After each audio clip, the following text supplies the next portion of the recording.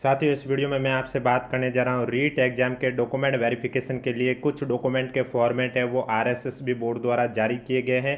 Video पसंद आए तो वीडियो को लाइक कीजिए, चैनल जरूर सब्सक्राइब कीजिए, क्योंकि मैंने आपको पहले भी कहा है, जैसा कि आप सभी को मालूम है 23 तारीख तक आपका टेलीग्राम है वो बंद रहेगा। तो इस बीच रीट एग्जाम से जुड़ी कोई भी अपडेट आए, चाहे वो डीवी से लेकर हो, स्क्रूटनी फॉर्म को लेकर हो या कोर्ट फैसले को लेकर हो, आपको इस यूट्यूब चैनल के माध्यम से जरूर बता दिया जाएगा। इसलिए अगर अभी तक आपने चैनल सब्सक्राइब नहीं किया तो चैनल जरूर सब्सक्राइब कर लीजिए। ये सभी जो डॉक्यूमेंट है ये आपको आरएसएसबी बोर्ड की वेबसाइट पे देखने को मिल जाएंगे।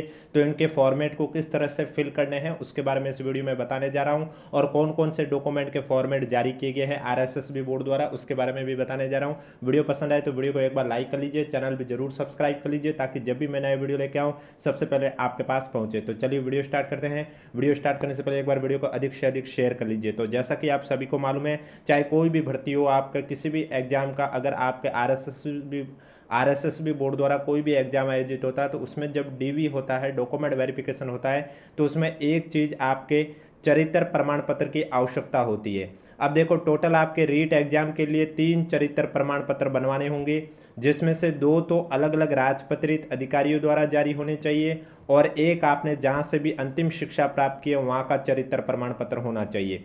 तो चरित्र प्रमाण पत्र का फॉर्मेट आपको स्क्रीन पर दिखाई दे रहा है, यही होना चाहिए। यहाँ पर प्रमाणित किया जाता है, में आपका नाम होता है, फिर आपके पिता का नाम होता है, उसके बाद आप कहाँ के निवासी है, और जो आपके लिए चरित्र प्रमाण पत्र बना रहे हैं वो आपको व्यक्तिगत रूप से कितने महीने या कितने वर्षों से जानते हैं या जानती हूँ, जो भी मेल के लिए जानता हूँ और फीमेल के लिए जानती हूँ, जो भी है, जहाँ तक मेरी जानकारी इनका नैतिक चरित्र उत्तम है। इसके बाद जिस डेट पर चरित्र प्रमाण पत्र बना हो वो डेट, यहाँ पर सिग्नेचर और कार्यालय की मुहर सहित होना चाहिए। अगर मुहर नहीं लगेगी तो फिर आपको प्रोविजनल किया जा सकता है। इसलिए जो भी डॉक्यूमेंट है जिसमें जो पूछा जाए वो समझ जानकारी लिखी होनी कंपलसरी है। ये तो आपका चरित्र प्रमाण पत्र था। इसके बाद नेक्स्ट आता है सामान्य घोषणा पत्र।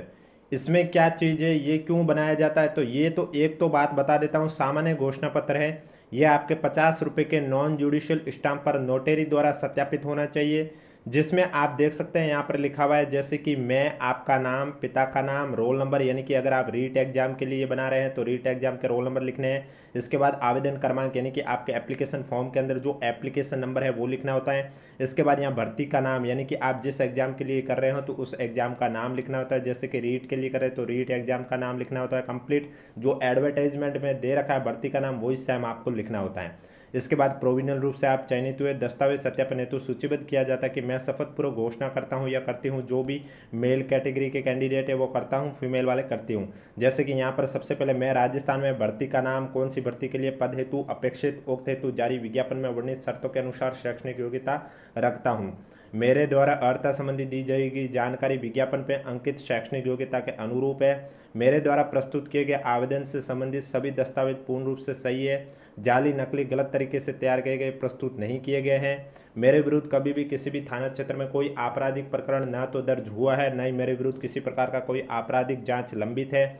यानी कि आपके किसी भी डॉक्यूमेंट में किसी भी प्रकार की छेड़छाड़ नहीं की गई है, आपके विरुद्ध थाने में कोई भी एफआईआर नहीं है, या फिर आपके द्वारा प्रस्तुत कोई भी दस्तावेज किसी प्रकार से जाली पाया जाता है, या फिर मेरे द्वारा उक्त घोषणा पूर्ण आंशिक असत्य पाई जाती है, तो ऐसी स्थिति में मुझे पूर्ण रूप से ज्ञात मेरी पात्रता चयन तुरंत प्रभाव से निरस्त कर दी जाती है।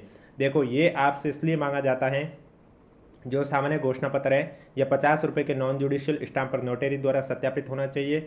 इससे ये प्रूफ होता है कि अगर आपने कोई भी डॉक्यूमेंट दिखाए हैं वो सब सही है। अगर सही नहीं हुआ तो आपकी पात्रता रद्द कर दी जाएगी, क्योंकि आपने यहाँ पर तो लिखा है सभी डॉक्यूमेंट आपके शैक्षणिक योग्यता के अनुरूप है। फिर यहाँ पर भी ये भी लिखा हुआ है कि अगर ये आपने जो भी कहा गया वो सत्य नहीं होता है, असत्य पाया जाता है, तो आपका चयन तुरंत प्रभाव से निरस्त भी कर दिया जाएगा। इसके बाद यहाँ पर सिग्नेचर, यहाँ पर नाम, दिनांक, स्थान, पता, मोबाइल नंबर और ईमेल लिखने होते हैं। ये तो सामान्य घोषणा पत्र का फॉर्मेट था। अब संतान संबंधी घोषणा पत्र हैं, वो सामान्य कागज पर लिखना होता है। उसका फॉर्मेट आप देख सकते हैं, ये है संतान संबंधी। मेरे समक्ष हस्ताक्षर किए गए राजपत्रित अधिकारी के हस्ताक्षर में दिनांक मोहर के साथ होना चाहिए। संतान संबंधी घोषणा पत्र राजपत्रित अधिकारी की मोहर सहित होना चाहिए। तो यहाँ पर आप देख सकते हैं, यहाँ पर लिखा हुआ है कि कार्मिक विभाग की अधिसूचना इतने इतने के अनुसरण में निम्नलिखित प्रपत्र में, जो कि राजपत्रित अधिकारी से प्रमाणित है, प्रस्तुत कर रहा हूँ, यानी कि ये आपका सामने कागज़ पर होना चाहिए, राजपत्रित अधिकारी से प्रमाणित होना जरूरी है। यहाँ पर आपको अपना नाम लिखना होता है, पिता का नाम, रोल नंबर, आप जिस एग्जाम के लिए कर रहे हैं, रीट के लिए कर रहे हैं, रीट के रोल नंबर, फिर रीट एग्जाम का जो एडवर्टाइजमेंट में भर्ती का नाम है वो लिखना है, और प्रोविजनल रूप से आपका चयनित हुआ। अब 31/5/2002 तक आपके बच्चों की संख्या जो थी वो आपको लिखनी है। अब देखो, चाहे आप अनमैरिड हो तो भी आपको फिल करना होगा, उसके लिए आपको 0 लिख लेनी है। अगर आप मैरिड हैं और 31/5/2002 तक आपके अगर बच्चों की संख्या थी तो आपको वहाँ पर नंबर लिखने होंगे जितनी थी, फिर उनका नाम लिखना होगा और उनकी डेट ऑफ बर्थ लिखनी होगी। या फिर दिनांक 1/6/2002 को या उसके बाद मेरे बच्चों की संख्या में वृद्धि नहीं हुई है, अगर वृद्धि हुई है तो भी आपको बताना होगा। अगर वृद्धि हुई है तो फिर उन बच्चों की टोटल संख्या कितनी है वो यहाँ पर लिखनी होगी और उनका नाम और डेट ऑफ बर्थ लिखनी होगी। अगर नहीं हुई है वृद्धि तो फिर कुछ नहीं करना। फिर यहाँ पर स्टूडेंट के सिग्नेचर होने चाहिए, यहाँ पर नाम और पद राजपत्रित अधिकारी का। नेक्स्ट अगला है 50 रुपये के नॉन जुडिशियल स्टाम्प पेपर पर मुद्रित करवाकर नोटरी पब्लिक से प्रमाणित करना है। ये अविवाहित स्टूडेंट के द्वारा प्रस्तुत किया गया घोषणा पत्र, यानी कि जो अविवाहित स्टूडेंट है वो ना तो भविष्य में दहेज लेंगे और अभी तक उनका विवाह नहीं हुआ, इसको लेकर ये घोषणा पत्र है, जिसमें यहाँ पर कैंडिडेट को नाम लिखना होता है, पिता का नाम लिखना होता है, निवासी लिखना होता है, शपथ पूर्वक घोषणा करता हूँ मेरा नाम जिस भर्ती में सेलेक्ट हुआ उस भर्ती का नाम लिखना होता है, प्रोविजनल रूप से चयनित हुए हैं, मेरा विवाह अभी तक नहीं हुआ है, भविष्य में जब भी होगा तब मैं या मेरे घर वाले ना तो दहेज लेंगे नहीं देंगे, भविष्य में दहेज के लिए किए जाने के संबंध में मेरी पत्नी या मेरे पति एवं ससुराल पक्ष की ओर से कोई शिकायत या न्यायालय में दर्ज करवाई जाती है तो मेरी नियुक्ति समाप्त किए जाने का नियुक्तिकर्ता को पूर्ण अधिकार होगा, जिसके लिए मैं प्रार्थी जिम्मेदार रहूंगा। मेरी नियुक्ति होने के बाद अपने विवाह की स्थिति में विवाह के 1 महीने के भीतर भीतर अपने नियंत्रक प्राधिकार को अपने पिता, पत्नी और ससुर द्वारा हस्ताक्षरित इस प्रभाव की घोषणा करूंगा कि मैंने प्रत्यक्ष या अप्रत्यक्ष किसी भी रूप में दहेज नहीं लिया। देखो, अभी आप अनमैरिड हैं तो आपको ये घोषणा पत्र दिखाना है। नियुक्ति के बाद अगर आप मैरिड होते हैं तभी भी आपको ये बताना होगा कि आपने विवाह के समय दहेज नहीं लिया है। इसके बाद यहाँ घोषणाकर्ता का नाम लिखना होता है, यहाँ पर स्थान, दिनांक और आपको साक्षी मानने होते हैं, उन साक्षी 2 जनों को मानना होता है, उन दोनों का नाम, पता और सिग्नेचर यहाँ पर किया जाता है। इसके बाद नेक्स्ट आता है विवाहित। अगर कोई कैंडिडेट विवाहित है तो फिर उनको भी दहेज को लेकर यहाँ पर घोषणा पत्र प्रस्तुत करना होगा, और वो भी 50 रुपये के नॉन जुडिशियल स्टाम्प पेपर पर मुद्रित करवाकर नोटरी पब्लिक से प्रमाणित करवाना होगा, जिसमें यहाँ पर आपको क्या करना होगा, आपको अपना नाम, पिता का नाम, कहाँ के निवासी है, यहाँ पर भर्ती का नाम, आपका विवाह जिस डेट पर हुआ वो डेट लिखनी होती है, विवाह के समय मेरे घर वालों ने ना तो दहेज लिया है नहीं दिया है, भविष्य में दहेज के लिए किए जाने के संबंध में मेरी पत्नी या मेरे पति या ससुराल पक्ष की ओर से कोई शिकायत न्यायालय में दर्ज करवाई जाती है तो मेरी नियुक्ति समाप्त किए जाने का नियुक्तिकर्ता को पूर्ण अधिकार होगा, जिसके लिए मैं प्रार्थी रहूँगा, जिम्मेदार रहूँगा। यहाँ पर घोषणाकर्ता का नाम लिखना होता है, यहाँ फिर स्थान और दिनांक लिखनी होती है, फिर स्टूडेंट के पिता के यहाँ पर सिग्नेचर, नाम और पता होता है, और यहाँ स्टूडेंट के ससुर के सिग्नेचर, नाम और पता होता है। इसके बाद स्टूडेंट की पत्नी या पति, यहाँ पर स्टूडेंट अगर कोई फीमेल कैटेगरी फिल कर रही है तो उनके पति का सिग्नेचर, नाम या पता होना चाहिए। अगर कोई मेल कैटेगरी का बंदा फिल कर रहा है तो उसकी पत्नी का सिग्नेचर, नाम और पता होना चाहिए, और यहाँ पर एक स्वतंत्र साक्षी मानते हैं उनका सिग्नेचर, नाम और पता होना चाहिए। इसके बाद अगर कोई विधवा कैंडिडेट है, महिला, तो उन्हें भी ये घोषणा पत्र प्रस्तुत करना होगा 50 रुपये के नॉन जुडिशियल स्टाम्प पर मुद्रित करवाकर। उन्हें इस तरह से लिखना होगा कि आपको अपना नाम, पिता का नाम, कहाँ के निवासी है, भर्ती का नाम, फिर आपका विवाह कौन सी डेट पर हुआ है और किसके साथ संपन्न हुआ था, उनका देहांत कब हुआ था, ये सब चीज़ आपको लिखनी होगी। और उसके बाद आप देख सकते हैं यहाँ पर घोषणाकर्ता का नाम, स्थान, दिनांक और 2 को साक्षी मान्य हैं, उन दोनों के सिग्नेचर, नाम और पता यहाँ पर होना चाहिए।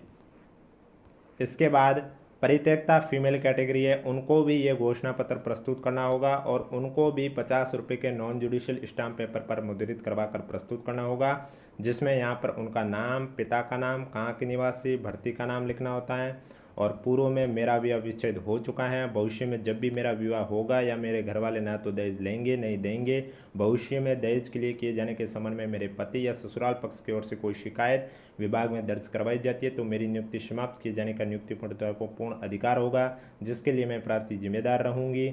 मेरी नियुक्ति होने के बाद अपने विवाह की स्थिति में विवाह के 1 महीने के भीतर भीतर अपने नियंत्रक प्राधिकार को अपने पिता, ससुर हस्ताक्षरित इस प्रभाव की घोषणा करूंगा कि मैंने प्रत्यक्ष या अप्रत्यक्ष किसी भी रूप में दहेज नहीं लिया।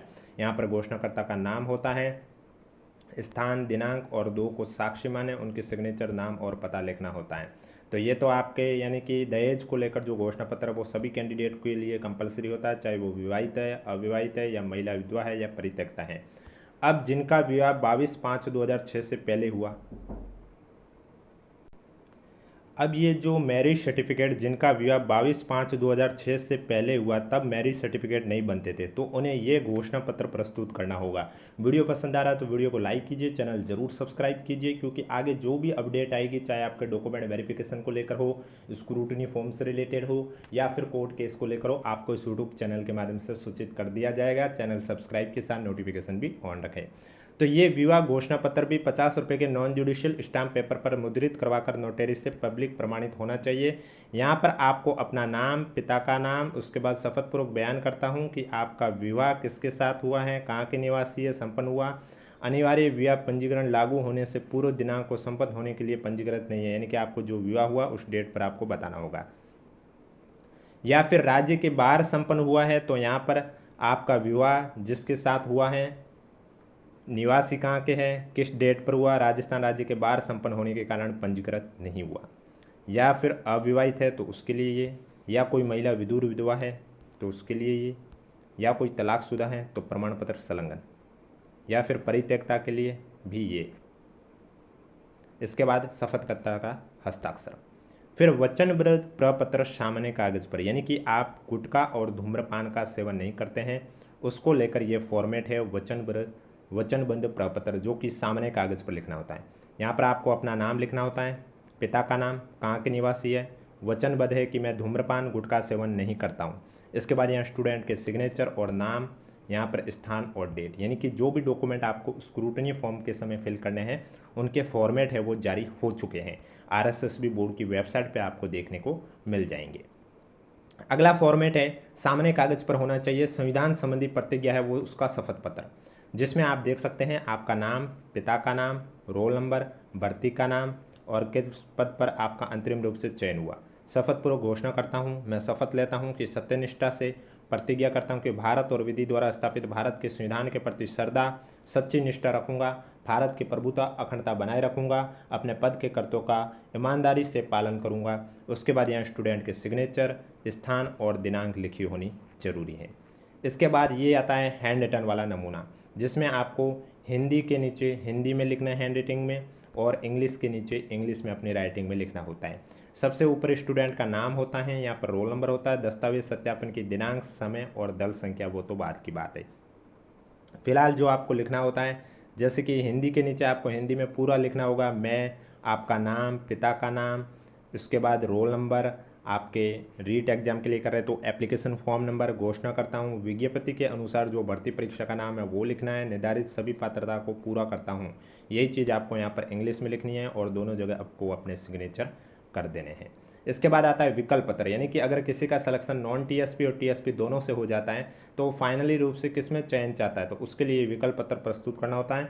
यहाँ पर स्टूडेंट का नाम, पिता का नाम, रोल नंबर, मेरा अंतरिम चयन जो भर्ती का नाम है वो लिखना होता है। गैर अनुसूचित क्षेत्र और अनुसूचित क्षेत्र दोनों सूची में हुआ, अतः मैं प्रोविजनल रूप से गैर अनुसूचित या अनुसूचित क्षेत्र में से कोई एक का आपको चयन करना और विकल्प पत्र प्रस्तुत कर रहे हैं, यानी कि जिसके लिए चयन करना चाहते हैं वो आपको यहाँ पर लिखना होगा। अगर नॉन TSP यानी कि गैर अनुसूचित क्षेत्र से करना चाहते हैं तो वो गैर अनुसूचित क्षेत्र लिखोगे, और अनुसूचित क्षेत्र से करना चाहते हैं तो फिर अनुसूचित क्षेत्र लिखोगे। यहाँ पर डेट लिखनी है और यहाँ पर सिग्नेचर कर देना, नाम, पता और मोबाइल नंबर।